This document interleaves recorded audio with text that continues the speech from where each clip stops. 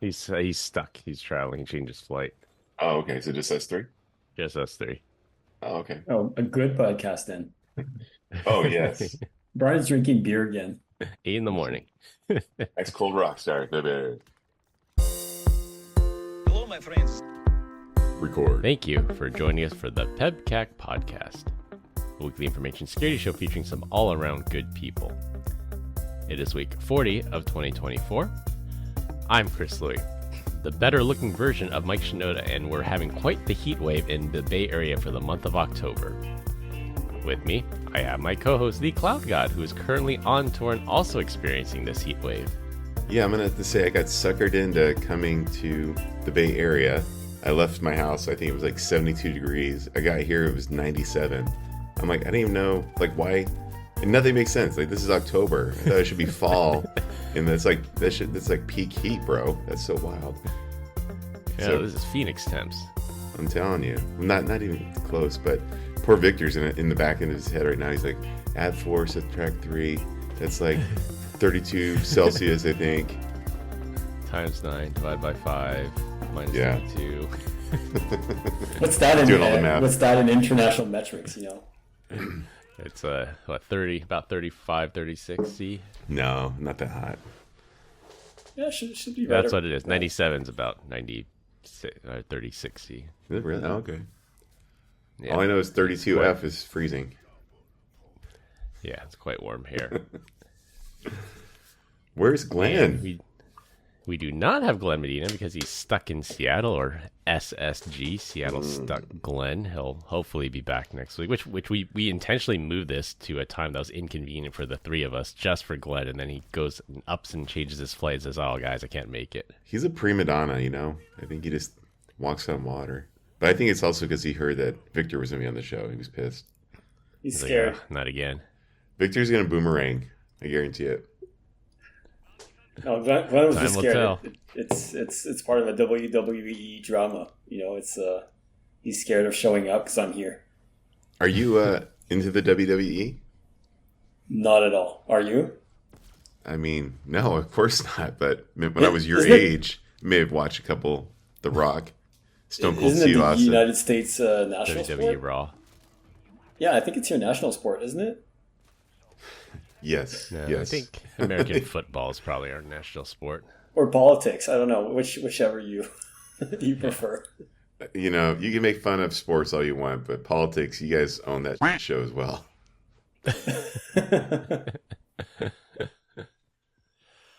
Our guest this week is the returning guest and first-time Mac owner, Victor DeLuca.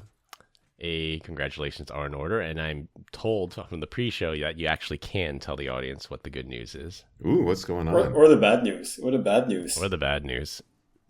Yeah, I'm changing jobs. I'm leaving Zscaler, unfortunately. After 3 very good years, I've decided to join a startup based in New York called Nagomi Security. So looking forward to it, and that's why I'm now a Mac owner. I was coerced into owning an Apple device for this job, so just received my Mac a couple days ago.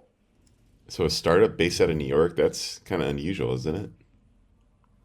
Is it? I don't know. I think it's like the second So most usually popular like city for.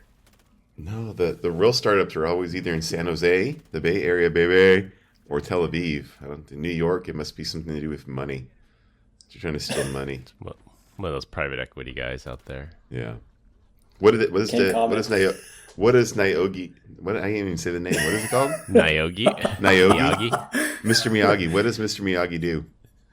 Is it Nagomi, wax so on, it's, wax off? Yeah, well, I haven't started yet, but it's a continuous threat exposure management company. So it aggregates configurations from all the platforms, Zscaler, Palo Alto. Sorry, I fell asleep. You're just peanut butter and jelly, man. Isn't that what Avalor is? I'm sorry. You left one You don't- company to go. You don't really know your product line, do you? You left a platform to go sell a point solution. All right, got it. Maybe they'll get acquired for That's it. That's what he's hoping. 400 million. Yeah, maybe I'll be back here next month, The next time we see Victor, he's gonna have male pattern baldness, and he'll be begging to come back. He's not gonna like the start of life. Yeah, a lot more gray hairs. No, joking aside, hopefully it's a good thing for you, man. You kill it. Are you like an IPOer? Is that what you really? Is that the draw there, or is it to do something bigger? What do you mean, the IPO being the goal, or?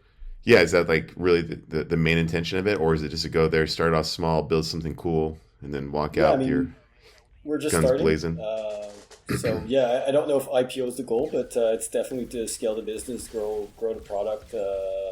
I'm looking forward to it, being very close to product management, influence the product, and hopefully get a couple customers in the East region that I'll be covering. So everything from Miami to Montreal.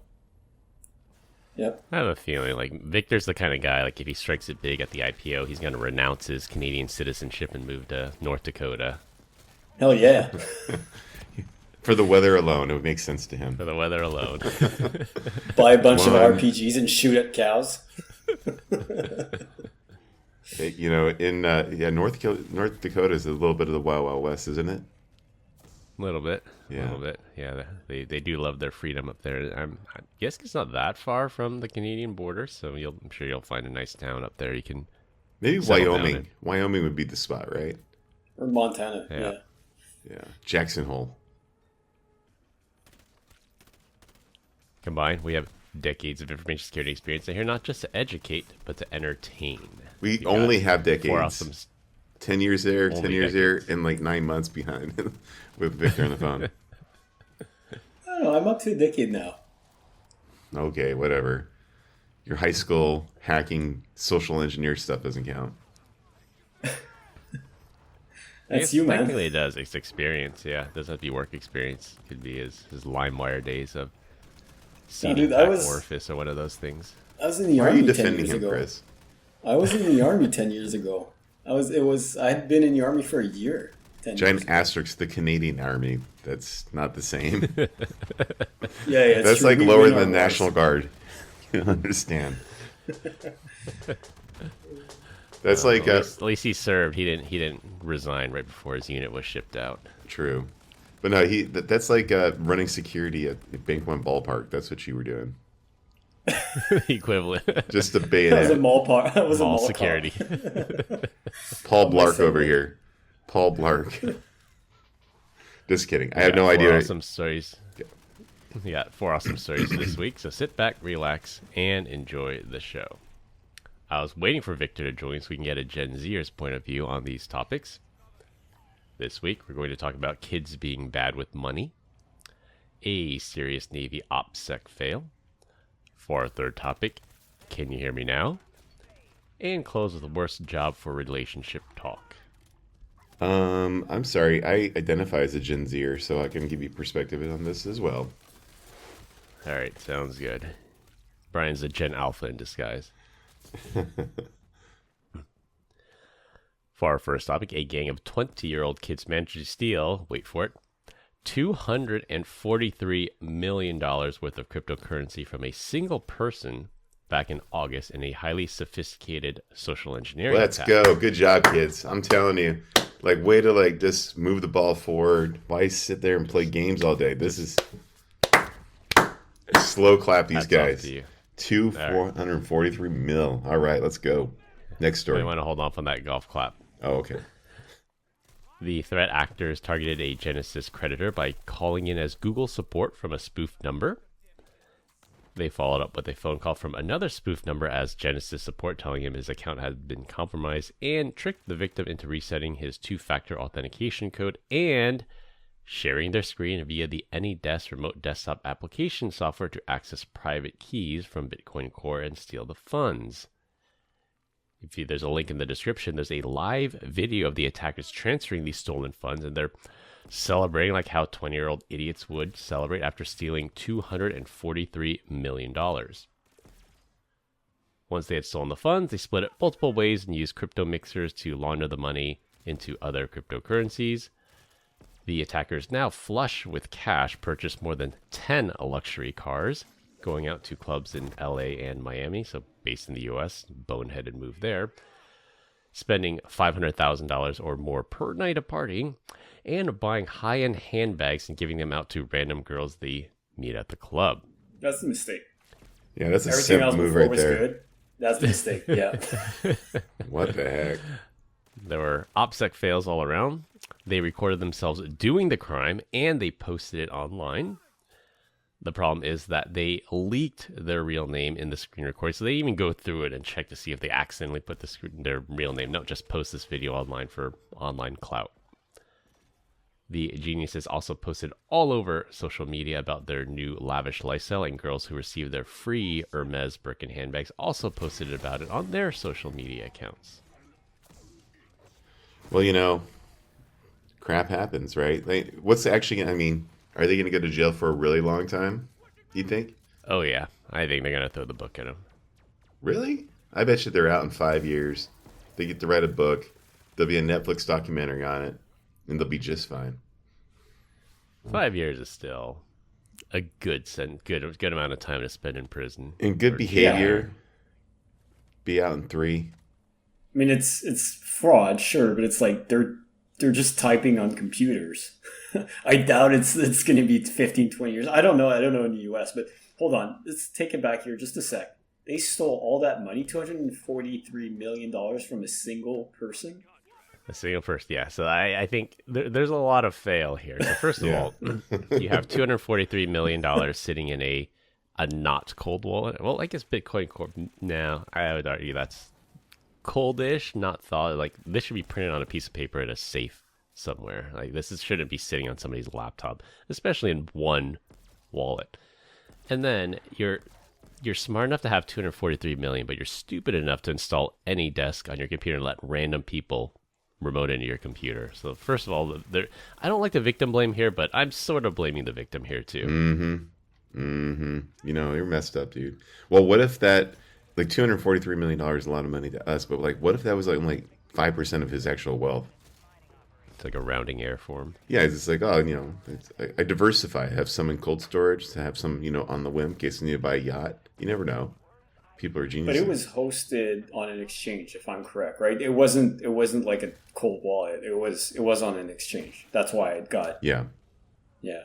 I think it was Bitcoin. It was stored in the Bitcoin Core, which is stored on your. It's not a hot wallet, like it's not an exchange where someone can hack into your account. They have to hack into your actual computer. So the wallet file was on the computer, and they extracted the private keys from that wallet file, which allowed them to import that wallet into their own machine and then steal the money.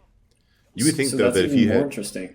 Yeah, go ahead. Because they found someone that they knew that particular person had an extensive, or various, or at least one very expensive wallet, and then they hacked into that person's computer, found the key, and then used it, which is interesting, because you would imagine that someone that has 250 million plus in wealth has some security measures. They're just not laying that.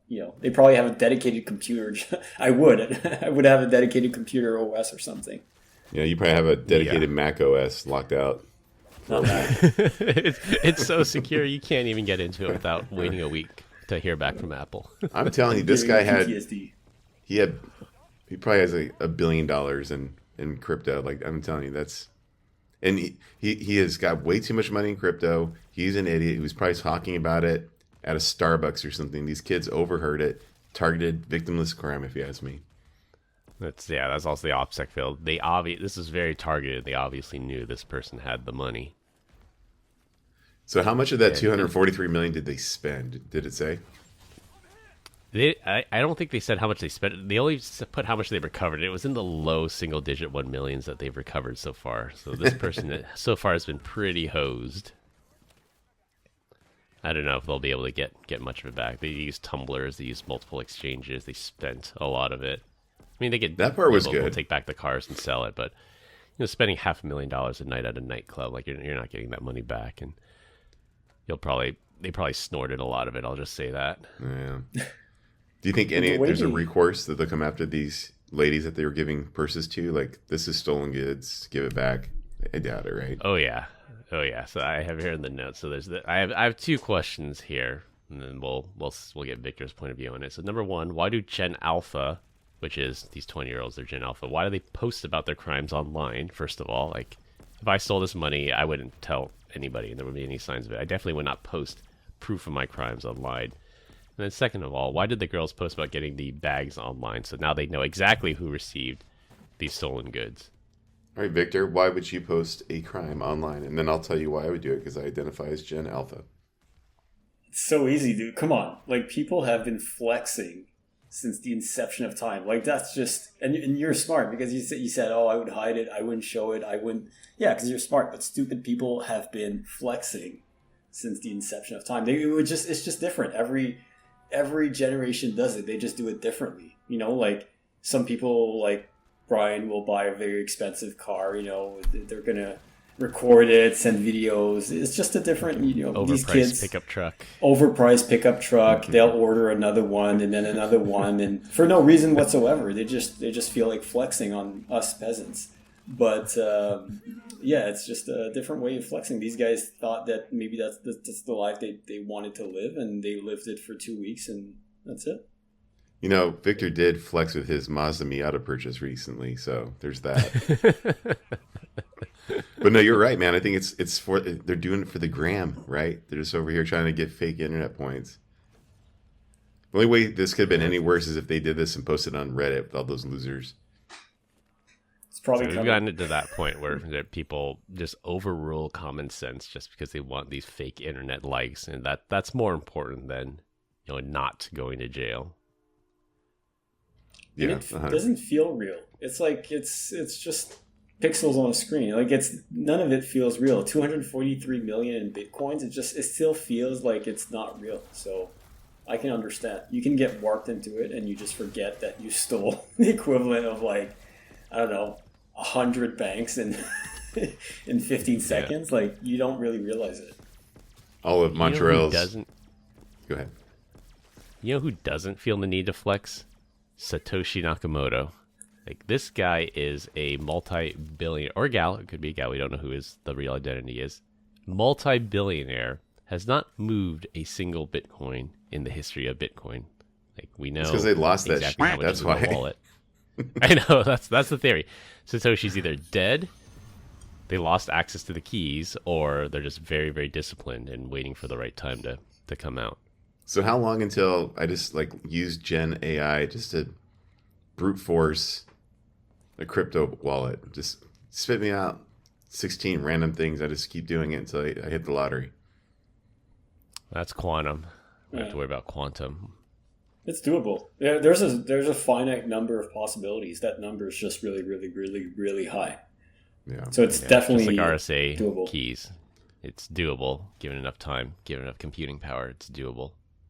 Yeah, but it's probably not worth it, because it's probably in the billions of dollars. So I'm not even sure if it's worth doing it right now. But it's getting cheaper every year. So maybe at some point we'll reach the tipping point.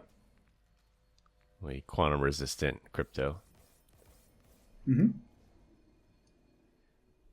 That's still crazy though. 243 million, and again, so these threat actors are sophisticated enough to social engineer them, get the money, launder the money, cash out the money without setting off all these alarm bells. And the reason they get caught is just because they brag about this online. It's like, yeah, you're really brilliant, but you're also really stupid at the same time. It's kind of weird juxtaposition on both sides here. What are the odds that after they get out of prison, that they did such a good enough job laundering the money that they still have money left over and never get caught again? I bet you that's probably the case. Yeah, it's like those bank robbers that bury their stash of cash somewhere, and then when they get out, then they get a payday.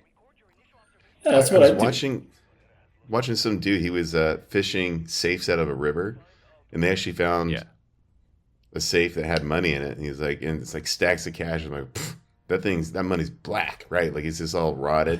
He's like, you just take it in, dry it off, take it in the bank, they'll exchange it. I'm like, there's no way that's true. I think it's actually true. Yeah, I think as long as you have 51% of the bill and it's legible and they can tell it's real currency, I think they have to take it. Of course you would know that. Freaking nerd. All right, for our second topic, Wait, you didn't answer the rest of the question about the girls. What was the rest of the question? Why do girls post stuff getting bags online? Right. Yeah, free bags. Oh, it's the same. Yeah, same. Flexing, just different gender. Yeah. It's like if you got this bag you're at a club. It's like fairly anonymous. They don't take your name or anything down in a club. You get this bag, you walk away with it. Like you can keep it free and clear, but you post this bag online. It's like, hey, I got this free Birkin bag at the club last night, and then guess what? The cops are gonna seize that because they know that it's stolen property. And then you posted proof online that you actually have it. Yeah, that's so I used to think that unless of course you lost in like a tragic boating accident or something and say I don't have it anymore. Like the Dark Trace CEO. Oh, was it? Or co-founder? Yeah, it was a CEO. Yeah, co-founder. What did he say happened? Too soon. Well, you're saying that about the Birkin bag, but I'm looking at your profile picture, Chris, right now, and there's a very big Panerai next to you. So, maybe for the girls it's the Birkin, but for you it's the Panerai. So. Well, the reality is, like, I used to think that the bags were like kind of stupid, but I think like some of the higher end bags. I guess if I'm going to say that they're stupid, that means that watches are stupid because they become more of a family heirloom. Yep. They become more valuable. Yeah, like Rolex does because they artificially keep the supply low and they raise the price every year. So the resale value on Rolexes are quite high. And same with like a Birkin bag, the same thing. They raise the price every year. And as long as you keep it in good condition, the resale value is fairly good. And I think when I looked it up for this store, I think a Birkin starts at around 12,000 and they can go up to like 50,000 for a handbag. And that's US. I don't know what that is in Canada bucks. Millions. Birkin? I never even heard of that. Don't tell my wife. I'll have to find out new ones out there. All right, Brian. All I know is the company is HERMES. How do you pronounce that? Hermes. Hermes. Hermes. There's no Z in Hermes. Hermes. It's Hermes. Yeah, actually, I trust the French guy. So I thought, like, there was a point in time that my wife was into bags, and I remember buying her, like, she wanted to get like a Coach bag, and I was like, oh my God, $300 for a bag? Fudge, man. Like, I was like, all right, so, saved the money, got it for her. And then it just evolved, and then one day it's like, oh, I want a Louis Vuitton. I'm like, God, man, that's a lot of money. And so then, there's a point in life where I felt comfortable enough to be like, telling my wife, I was like, hun, let's go get you a bag, like, for your birthday. And I'm like, knowing full well that I've hit the pinnacle of life, right? However much you want to say a Louis Vuitton bag is, like, I got the money for it. We can get it for you. She's like, are you sure? It's like, yeah. She's like, all right, I want this bag called like Salon or Salon. I forget the name of it. I was like, this must be like a Coach thing. And I get there and it was like 3 times the cost of a Louis. I was like, I thought Louis was at the top of this goddamn pyramid scheme. No, sir. It's just man. So I have news for you. That was rough, man. Yeah, it's like Rolexes. Rolexes are the same. People think they're the pinnacle. Yeah. They're just the starting point. Yeah, and you get up to like PEBCAK or something. So pretty high end. Yeah. Richard Mille and all the others. Yeah, I was the same. Like we weren't married yet. So my then girlfriend, now wife, wanted a bag, and it was a Coach bag. I'm like, oh, I made it. I actually saved up enough to get this nice gift for you. And then it's like, yeah, $300 Coach bag, and then it just goes up from there. And that's her great. She's not really into bags. She just has that one, and then I got her a nice one for her birthday this year. So money's no issue. What watch do you guys want? Ooh. I like the PEBCAKs. Like those are timeless, and the saying for PEBCAK is like, you never own it, you take care of it for the next generation. I think that's true of PEBCAK. Like Rolexes, everybody has one, and it's not as exclusive as they used to be. But I do like the PEBCAKs. I don't think I would even know a PEBCAK if I had seen it. Like, I'd be like, whatever. I would go for the Audemars Piguet Royal Oak collaboration with Alex. Is this on your vision board? You seem to really know this. No, very specific watch. People know. People who know. It's a really cool collaboration that they did together, and it's similar price point to PEBCAK, very similar in quality, but it's a very specific watch. But I think it's $40,000-$50,000. Impossible. Doesn't make sense. I think I need to ask my son, when we were in Taylormina, I think is how you say it, we were looking at watches, and I think that might have been the watch that he was talking about, the collab. So it's the AP. A watch, a watch manufacturer. And then is it like a designer? Who's the guy again? Alex. This Alex? No last name? No, it's not a name. It's Madonna brand. Yeah, it's not a first name. It's just the name of the brand. 1017 Alex. Oh, okay. Yeah, and they started at, I think they're selling for 50,000, and now they're going, used for 200. So.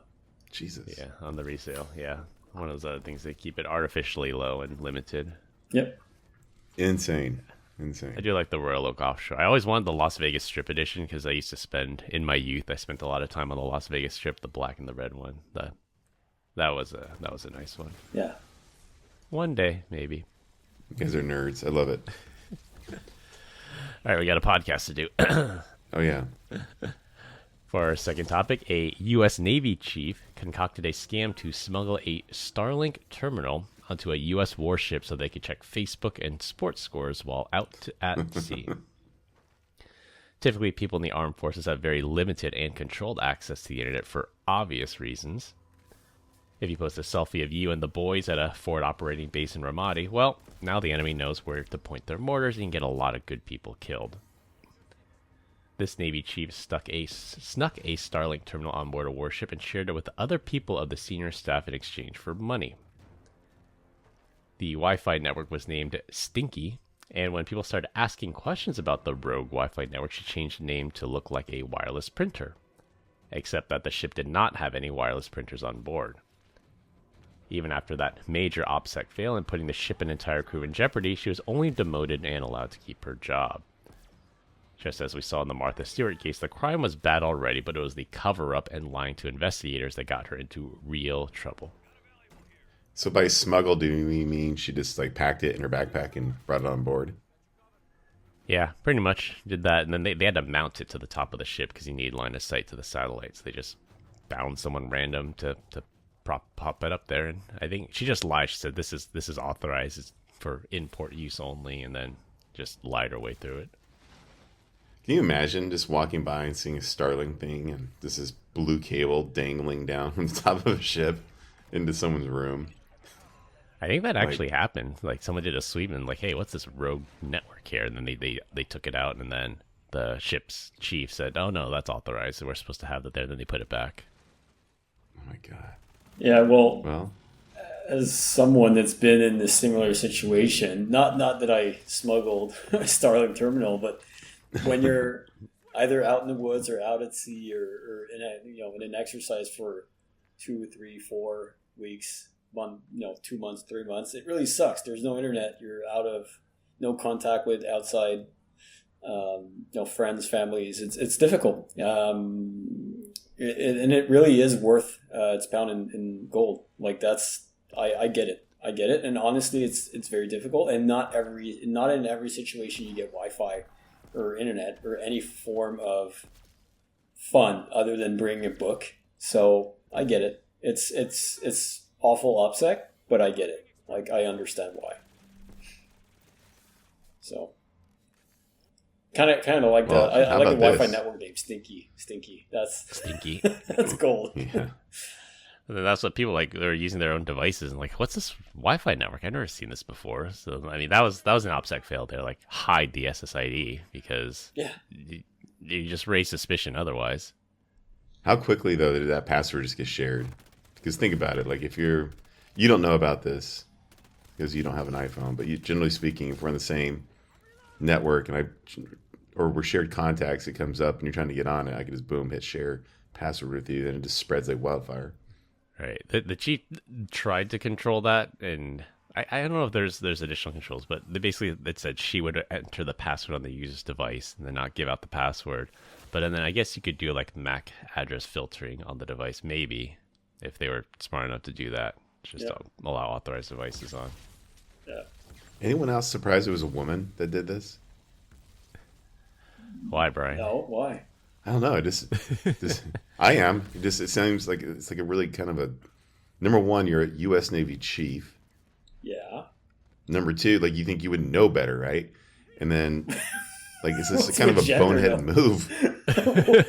You still haven't given us a good reason about the gender difference. Do you think women know better than men? I do think so. Yeah, I do. I think men are idiots, and they do some really wild things. And I think women are a little bit more level-headed, especially if you move all the way up to the. I would assume that if you're a U.S. Navy chief, no, hold on. People got a Facebook. Men, so you think women should be in position of power, so you would elect that person as president of your country, right? No, what I'm saying is that I wholeheartedly believe that women are smarter than men, but I also believe that dogs are smarter than women. So that's the hierarchy. Yes. Dog for elect president. Dog for president. Dog for president. Doge for president. A random golden Doge has my retriever. vote. Exactly. There's actually good. I'll plug another podcast, Darknet Diaries. If you listen to episode 149 that came out last month, there's actually a really good story in here about what life is like out having no internet. I actually sent it to you, Victor, because the guy was in the Canadian Army and he was responsible for communications, and there's the morale network to keep morale up. And then it's just a good story. I'd recommend. I'll link to it, and that was a good episode. Yeah, the SIGs have a bunch of really good stories. I have a bunch of friends that were in the SIGs, like signals intelligence and signals. Just in general, they really have some of the best stories ever because they see everything. They work a lot in the intel space. They work a lot in the network. They just do everything, and so everything goes through them. Establishing a new base, retiring a new base, a new fob, anything that is just happening, they know, and so they have the best stories usually. Yeah. Also goes to show how far we've come, that how good Starlink is now, that you could be on a warship in the middle of the Indian Ocean and you can still check Facebook. Like that's how far we got. I mean, it used to cost, like, people for private jets and yachts and stuff, it would be like millions or hundreds of thousands of dollars a month. Now for a couple $100, just pop up a Starlink terminal and you're connected. What do you want to bet that if you had the ability to go to Elon and be like, dude, what were they watching and doing on the ship? It was just like I'm sure 99%. Yeah, it's like 99% of it was TikTok. I'm like, oh, that's you put all of our lives at danger just so you can scroll and watch people. I don't even know what TikTok is anymore, but I would assume just doing stupid dances. TikTok. So, I mean, in the article it said like they wanted to check Facebook and sports scores and stream YouTube. That was about it. He said only do it in your own room so people don't get wise to it. But then, of course, people would just be watching in public, and someone would say, "Hey, how are you able to watch YouTube?" Yeah, YouTube. Yeah, sure. That's a politically You don't like correct at your answer. own individual rooms. There, I mean, maybe if you're far up, you do. You probably like the in a bunk the with senior like 6 other officers dudes. did, and the senior officers were the only ones that were allowed access to it. And I don't know, they charged like $50 a month or something to get in on this scam. I feel like I just heard something like, wasn't it for a long time? A lot of the U.S. Navy ships there were only male, and now they have co-ed ships. Submarines for sure are male, or maybe only. submarines. Yeah, I don't okay. know about warships. I think warships they desegregated that. I think it's been a while for that one. I can understand doing it at leadership of having some diversity up there, but yeah. I can imagine, bro, 6 other dudes, and just the only one in the room on YouTube.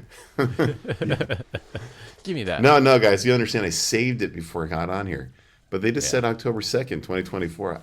I know this is a cool feature you guys don't know about.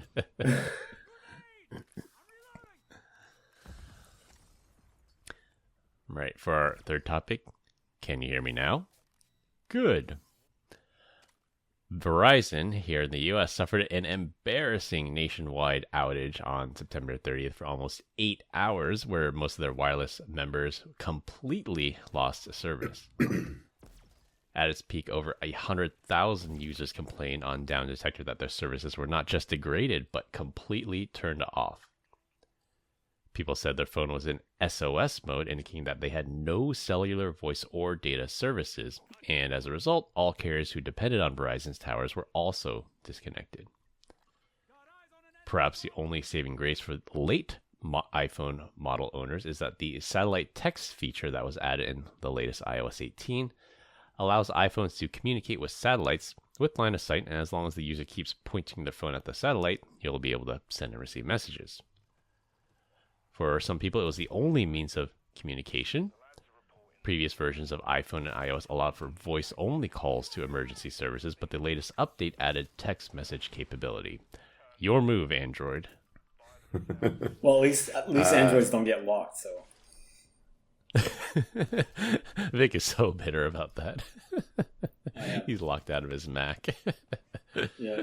6 more days. What was your password again? Oh.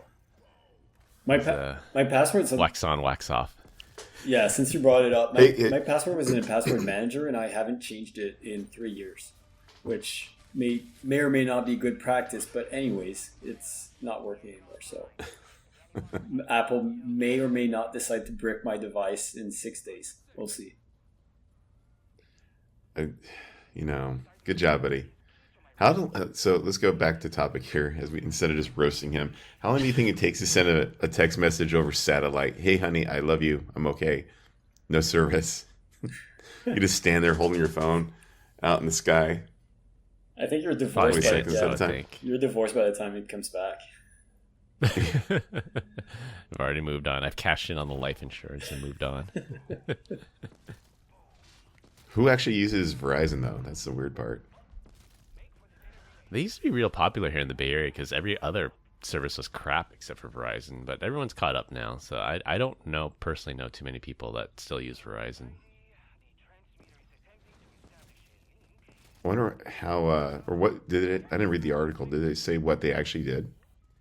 But no, it's not explained. Never mind. That's the weird thing is that they I remember when Facebook went down globally. Like the next day, we had an RCA when CrowdStrike went down. Like within hours, we knew what happened. But for this, they've been very tight-lipped about it. They would only say that services are back up, reboot your phone, and that's it. That's the last we've heard of it. It's been 5 days since this happened, and we still don't know what really happened. And if you go on InfoSec Twitter, which I like to dive down that rabbit hole. I've heard cyber attack. Somebody said cyber attack. They selectively hit these power stations that power these cell towers. I'm a little skeptical of that one. The IMEI number scramble, I think, is maybe more plausible because every device has a unique number. Think of it as it's not the device serial number, but it's a unique identifier to the carrier, what your phone is, and just the fact that every phone basically said it was out of service could mean that they lost track of the IMEIs. They got scrambled and they didn't know who had an active subscription, who didn't. Or the last one, just human error, fat finger, someone pushing up a bad update. Yeah, I'm going to lean on the whole, probably a fat finger, right? Because it took 8 hours and I'm sure they're like, who did what? And you're like, whew, man, like I did something super bad. I don't want to tell anybody about this. And there are people that are like that. They're just like they rather just pretend like they didn't do anything, and then eventually you get found, you get exposed. But that would explain why it would take 8 hours to kind of recover from that. It's just a VM. And I think it was a cyber attack. Oh yeah, what if it was a cyber attack? Like we're holding you ransom for $243, $1 million. $1 million in crypto. Now we know. yeah, exactly. What if story 1 and story 2 are actually interconnected, boys? That would be wild. I know for Facebook, when Facebook went down globally, it took them either 8 or 16 hours to get back online. But that actually made sense because they said like their card readers were internet connected and they couldn't even physically get into the data centers. Like that makes sense. But for Verizon, a global outage, it's like, yeah, well, why did it take that long? And why are you being so tight-lipped about it? So I don't know the landscape in the US, but is Verizon sort of like a tier 1 like infrastructure owning telco? Yeah, the big three: AT&T, Verizon, and T-Mobile. So they resell to like hundreds of a tier 2. Yeah. And were the tier 2 also impacted? No. Yeah, anyone that relied on Verizon towers, which I think Google might. I think Google Fi is a combination of AT&T and Verizon, I believe. So Verizon's really good in the outlying areas where everyone is normal. Like if you're in the city and you're in a red state, it's always going to be makes everything's good. But if you go out into the sticks, it's usually Verizon that's out there, mountainous terrain. But it used to be good when it was CDMA, but then they switched over to GSM and it's like, mediocre. Yeah, CMA was good, especially in the big cities like when I worked in San Francisco and you're just surrounded by concrete buildings. Verizon was very good because it could get through the concrete. But yeah, like you said, Brian, now they switch to GSM and they're about equal to everybody else.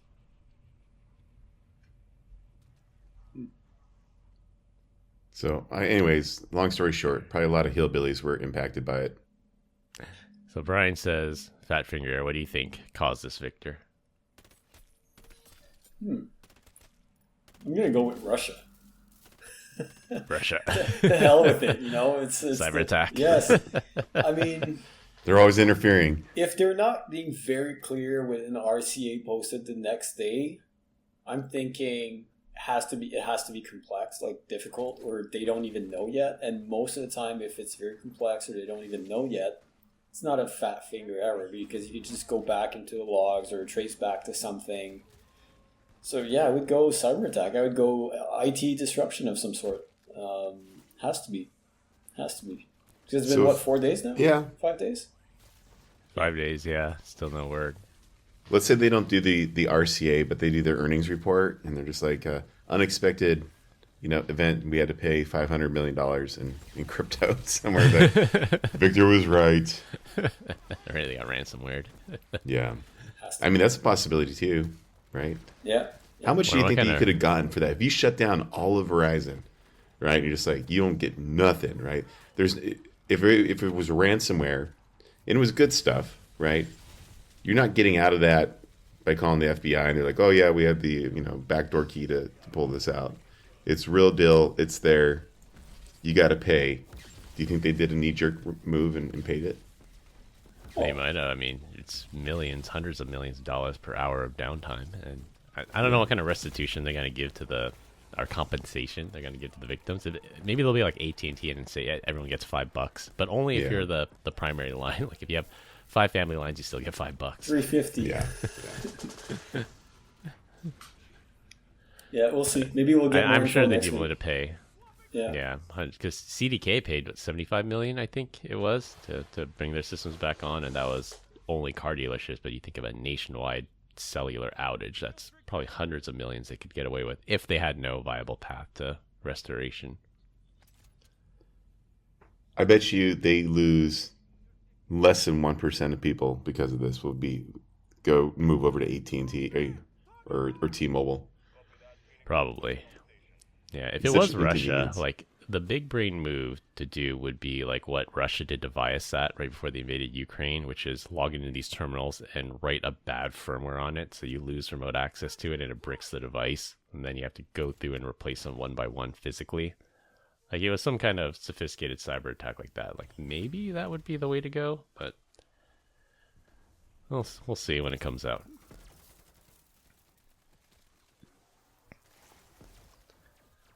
For our last topic, and it'll be a rotating topic every week. This week we're going to talk about what jobs are a turnoff for a serious relationship. I know Brian clearly didn't read the notes in advance, so I'll go first. I think jobs that require constant travel. I actually have somebody in my fairly close circle. They're a consultant. They work for a consulting firm, and 5 days a week they're in a different city. They're either in LA or Texas or DC 5 days a week during the weekdays, and they only fly back home for the weekend, and Sunday night they're out flying out again. I think that's probably very straining on a relationship, the mandatory constant travel. Yeah, there was a point in time where I think my wife told me, she's like, you need to find a new job or else this is not going to work out with the travel. Was that the first wife? No, it's the second wife. So it was obviously just find a new job. There was no other or else. But no, it was actually, I built a light board instead. There you go. It's only productive still. Yep. I think another one is that I hear outside of what you have written right here is the police officer or firefighter. And then not even the badge bunnies being the problem, just the reality you can lose your life. I think it's too much on some people. Yeah, I think that and the constant stress of it too. Yeah, did I ever tell you guys about the time I went to like a poker thing with it was me and then like 12 other dudes that are all police officers. I don't remember. Enlighten us, Brian. Yeah, so we're sitting there and like, they're like, what do you do? I'm like, I'm a nerd. And what are you guys up to? Oh, cops. And so as the night progresses, they're just sitting there talking about what they have to experience like day in and day out. I'm like, what the hell? I'm like, and this happens all the time. Like, the murders, the abuse, like you name it, like just the craziness that they have to deal with, the kidnappings, just horrific stuff. I'm like, and they're just, they're just casual about it. Like, oh yeah, that happened the other day and this, that, other thing. I'm like, man, this world's messed up. I had no idea. You get desensitized to it at some point, I guess. Well, you do, but you also like live in this bubble of like, my life's good. So there's nothing like that happens around me, but no, it happens everywhere around you all the time, right? Because these are police officers in my same city and stuff. So. And it's like, you could just be out on patrol, someone blows through a random traffic stop. You never know. This person could go off and could potentially lose your life. Like, you just never know. Yeah, people are psychos, man. But that's also the so good I would part. think that would add up a lot. That's the good part, though. It's sexy. Like, it keeps you on the edge. Like, think about it. It's like you never know when it's the last time you see her. So. I don't know if you want to be on edge every day of your life for like 40 years. That'll start. Victor loves edging. But if I had to answer that question, I wouldn't date a Prisma Access sales rep because I know she's lying 24/7. That's it. I can't be doing that. Liars. The second one I have here, working when you should be socializing. So this actually happened to me because when my wife and I graduated from college, she had to work at night. She had a normal job, but then they were like a almost 24/7 agency. She worked the 6 p.m. to 2 a.m. shift 5 days a week. And that was also brutal. Like, we couldn't have dinner, or if we did have dinner, it'd be on her dinner hour. I just have see her for an hour and then she had to go back to work, or friends wanted to get together on Friday night. Nope, she can't get together. And then Saturday rolls around and then she's sleeping in until like 2 or 3 in the afternoon. It's like, yeah, it definitely takes a toll. And I think other jobs like this would be like restaurant people and chefs and like bartenders, where their busy night is the night that you should be going out, but then that's the time that you work. So I think that took its toll for sure. Yeah. Keep going, Chris. This is good. I have comments on it. All right. This Social media list. Influencer. Yeah. So I put some thought into this one, and I browse Reddit occasionally, and then someone posted like, what's the best and worst thing about dating a social media influencer? And I'm like, well, it's from my side of things as the content consumer, I'm like, oh, that's cool. You get to travel. Some of these ladies are fairly attractive and like that. That's cool. And then the people that are dating them say, oh, it's awful. It's awful. We're just always on. We can't just have a nice dinner out. It's like, you have to get this angle of me, get the shot of me. I have to set up the shot. And there's somebody that works in tech that posts a lot of these TikTok videos I watched the video and it seems natural. Like, she comes home and she jumps into her boyfriend's arm and say, yay, thank you for wishing me such an awesome happy birthday. And then I think about the production that went into that. You had to set up the shot, you had to decorate, you had to rehearse this. I'm sure this was like the 5th take that you did. And like, nothing is natural anymore. Everything is just set up. And the other bad thing about being a social media influencer is everything's always out there. So if you have a fight, expect it to be posted online. Yeah. I feel like you can't compete with the internet. If I'm looking, if my wife is a social media influencer, and let's say it's this PG, but she's got 6 million followers, you can't compete with those dudes. Yeah. You know what I mean? Always got to be sliding into her DMs. Yeah, exactly. I wouldn't do it. I don't know how people who do it survive. I would be dead inside. I know someone that is dating a social media influencer, and it's like you said, placing the bipod, recording 5-6 takes. Every time you go out for a coffee, you go out for a walk, it's being recorded, posting thoughts, answering questions, video this, video that. Nothing feels natural. It's would be hell for me. I would absolutely would be hell. Yeah. Yeah, and then the last one I have, it's sort of related to the first one on constant travel, pilots and flight attendants. there's actually a parent at my kid's school that's a flight attendant, and I was like, that doesn't. I mean, it seems like a fun job, but I think that'd be hard because they have 2 kids and a husband that works, and you're just gone for days sometimes. It's brutal. Yeah, it'd be a rough one. Yeah, because you're always in a different time zone too. So it's even. I don't even know what their schedule looks like. I heard like they work 20 days out of the month or something, but those 20 days must be very brutal. It must be awful. Yeah, I'm sure it's cool when you're young and you don't have a family, but once you start to have a family, you want to have a serious relationship, I'm sure it's difficult. No doubt. Yeah, I feel like that person would be useless because I almost feel useless sometimes. If I'm traveling a lot, nowhere near what pilots or flight attendants do. Like your brain is in a different time zone. It would wreak hell on you. And I'm sure the amount of infidelity for both of those pilots, flight attendants, and people that travel off work is got to be higher than average, above average, I would say. Just the opportunity and being away that long, I'm sure at some point you might give in to temptation. So, if you're a scumbag, you're a scumbag. Difficult for relationships, for sure. Yeah. All right, well, since I carried that conversation there, and I don't think you have anything else to add,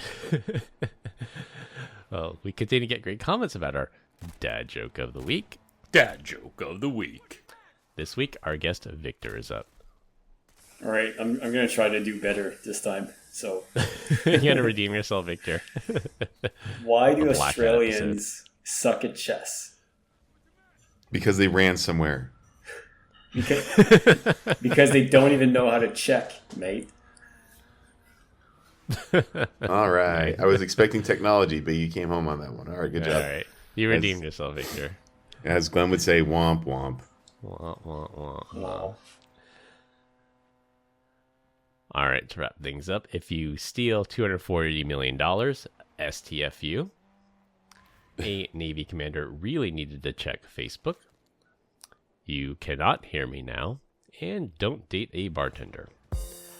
That's all we have for this week. We hope you enjoyed this week's episode. You can find us all on LinkedIn. Links will be in the description.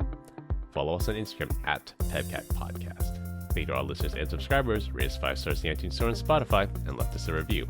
We appreciate you all spreading the word to help grow the show. The best way to find us is to search for the PEBCAK Podcast on your favorite podcast listening app. For my co-host Brian Deach and our guest Victor DeLuca, I'm Chris Louie. Thanks for listening. We'll see you all next weekend. As always, have a nice day. Bye, Felicia. CSG will be on the pod next week, hopefully. Probably not. And stuff. Oh, I wasn't recording.